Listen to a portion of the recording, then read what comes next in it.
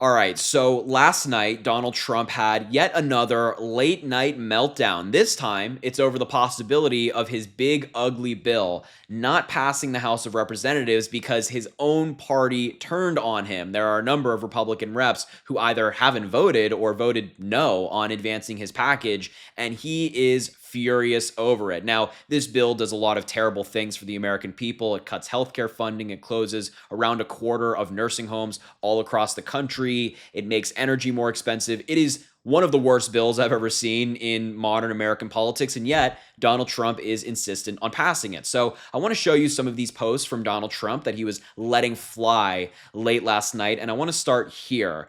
At 9:12 p.m., he put out this post, 9:12 Eastern time, saying, "It looks like the House is ready to vote tonight. We had great conversations all day, and the Republican House majority is united," according to Donald Trump, "for the good of our country, delivering the biggest tax cuts in history and massive growth. Let's go, Republicans, and everyone else.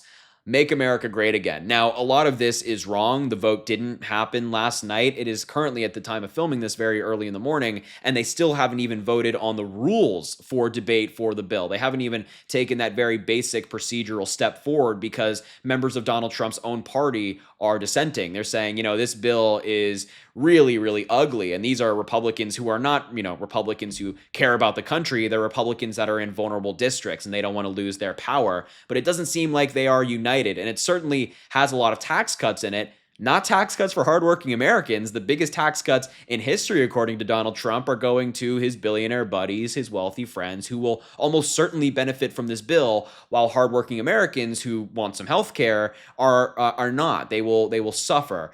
And the thing about it is, Donald Trump is saying that the Republicans are united. It's for the good of the country. But even members of his own party have said that the bill is disastrous, that the bill is not something that they like. Now, keep in mind, the two Republicans I'm about to show you still voted for the bill. They're still cowards, but nonetheless, this is what Republican Senator Josh Hawley had to say about the bill. I walked through him and he said, "Oh, wow, that's very surprising." He said, "I'm surprised that they made all these changes to the degree they did." And I said, "I am too." He was real clear to Senate Republicans just 2 weeks ago. Don't touch anything else on Medicaid. Take the House framework, tweak it if you need to, but do not do anything else. And this Senate framework is really, it departs from his framework big time.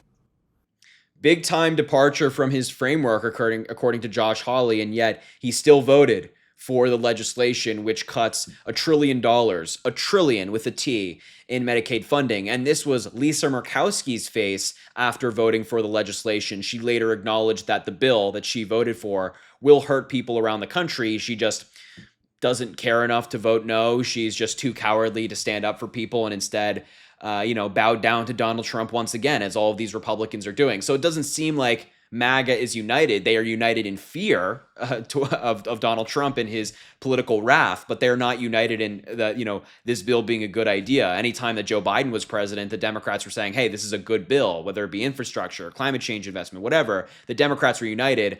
This time, Republicans are united in fear. And then later in the night, just shortly after, at 9:22 p.m. as well, Eastern time, Donald Trump decided to attack Democrat Jamie Raskin. He said, "Rep. Jamie Raskin, a third-rate Democrat politician, has no idea what is in our fantastic tax cut bill, nor would he understand it if he did. This dope has been consistently losing to me for years, and I love watching his ugly face as he is forced to consistently concede defeat to Trump. And tonight should be another one of those nights. Raskin is a bad politician and a total loser." Whenever I read Donald Trump trying to insult somebody, it just comes off as like a child or a middle schooler trying to come up with insults for somebody they don't like and then not doing very well. I mean, ugly face. Are you are you kidding me? This is like, what, a 79, 80-year-old man, and the best he could come up with is calling him a total loser or a third-rate Democrat or saying he has an ugly face.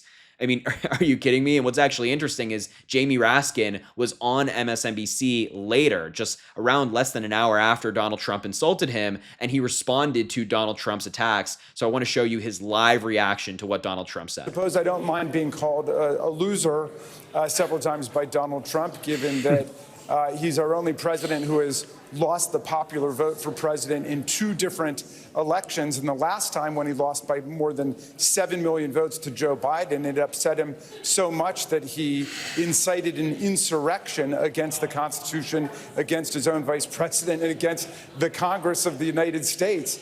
And so, that one doesn't trouble me so much. I suppose I don't like being called ugly by Donald Trump.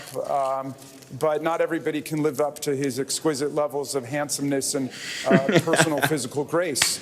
And so that I would consider myself probably in the large majority of American men who simply can't live up to the exquisite standards that he set and his extraordinary popularity with American women.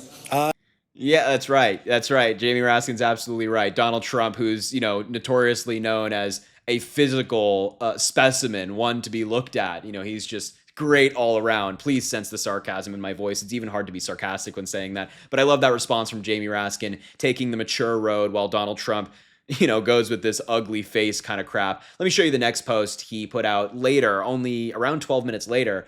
At 9:34 p.m., he said, "The USA is on track to break every record on growth. Go Republicans. Beat the crooked Democrats tonight. Pro-growth tax cuts never fail. Make America great again." And what's interesting is that the economy in the first quarter of Donald Trump's presidency contracted. We lost 33,000 jobs in the private sector last month. So I'm just curious, where's this growth that Donald Trump keeps talking about? Because so far, Joe Biden's presidency was about growth. It just went up and up and up. The stock market was breaking its own records pretty regularly. And so far, Donald Trump has just been going down, down, down. People have been losing jobs. Things have gotten more expensive. The economy is shrinking, not growing.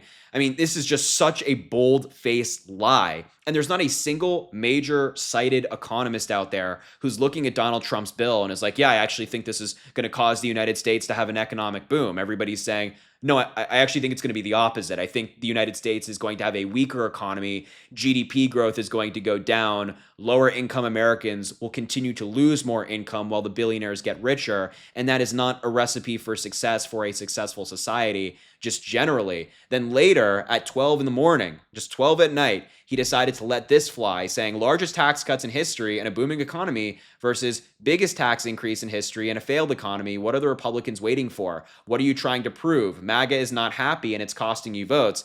Now you can tell that the president of the United States is getting a little bit more antsy. He's saying, MAGA is not happy. It's costing you votes. What are you waiting for? What are you trying to prove?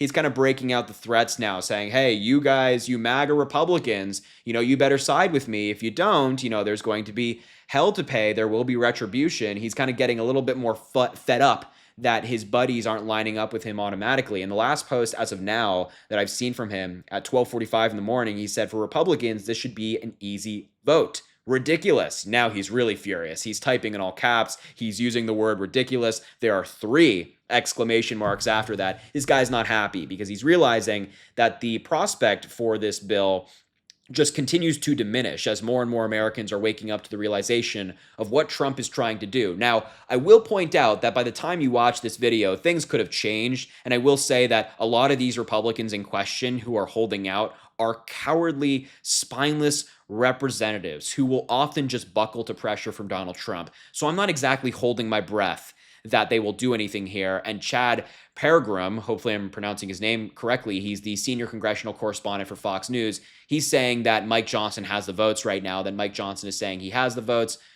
Trump spoke to holdouts. He actually just tweeted a moment ago, Trump spoke to holdouts by phone this morning, meaning, very recently at the time of filming this. He says they're about to get those votes. So according to this Fox News congressional correspondent, Mike Johnson has the votes. That remains to be seen. We shall see. But what I do know is Donald Trump is furious. He's really angry over the possibility of his bill not passing. And so hopefully it doesn't. Hopefully these Republicans grow a spine. Again, I'm not holding my breath, but time will tell. I will leave the video there. Thank you so much for watching. I appreciate you being here. Make sure to subscribe to the channel down below. It goes an incredibly long way. Drop a like on the video, comment, let me know what you think about this story. And as I always say, I greatly appreciate you, and I hope you have an amazing rest of your day.